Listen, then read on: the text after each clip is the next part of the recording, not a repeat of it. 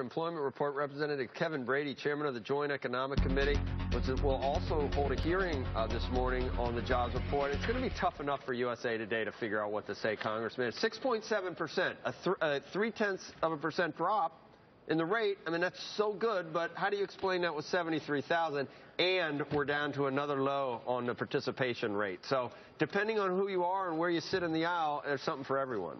Yeah, I guess, but the unemployment rate, you always cheer it when it goes down, but this for the wrong reason. Fewer people are seeking work. And what tells you that it's not just demographics is the other indicator, the population ratio. Truth is, there are fewer adults proportionally in the workforce today than there was when the recession ended. So that tells us there's a more serious problem. We keep talking to Washington Beltway types, Congressman, and most people think it's as good as it's going to get in terms of our long-term problems with we got a budget. We probably won't have a debt ceiling debate, but we're not going to do anything positive, anything good. So we're going to muddle along, or are things getting better? Well, I hope they're wrong. We've got a number of just common sense jobs bills out of the House, over in the Senate. I wish the President and Senate Democrats would pick them up, and let's just try to find some common grounds on job creation. I don't think raising minimum wage, forcing local businesses to pay more will increase hiring. Certainly don't think, mandating some type of income equality increases hiring. I think there's a lot of capital sitting on the sideline. Businesses tell us that, but they're very worried about prospective taxes. The health care law is having an effect on many of them, and then the red tape. Local businesses, the major companies in the U.S., there's got to be a reason they keep bringing these problems to us. Will immigration get done, Congressman?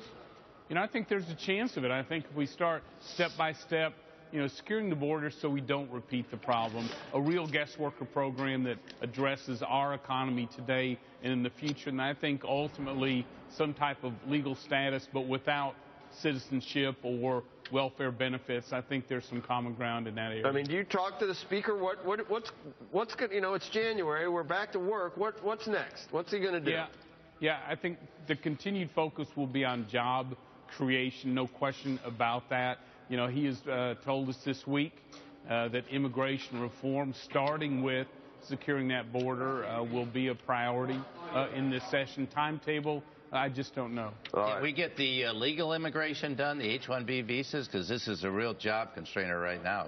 Yeah, well, we would like to do both low-skilled and high-skilled visas right now, but that's now being held up. The proponents want a comprehensive immigration, don't want anything to move unless the whole package does. I disagree. I think step by step, you can build confidence and help the economy. Well, you have an ally in Penny Pritzker, the new Secretary of Commerce. She's been very strong in advocating for the legal side, the H-1Bs, so maybe we can get something done there. We desperately need it. Look, we need a workforce that matches our economy, and if we're going to compete against the best in the world, we need to be able to recruit from the best in the world as well. Right on. All right, Congressman, thanks. Appreciate it. Thank you. Keep it short. All right, see you later. Let's get back to our guest host, Bill George, for the last word.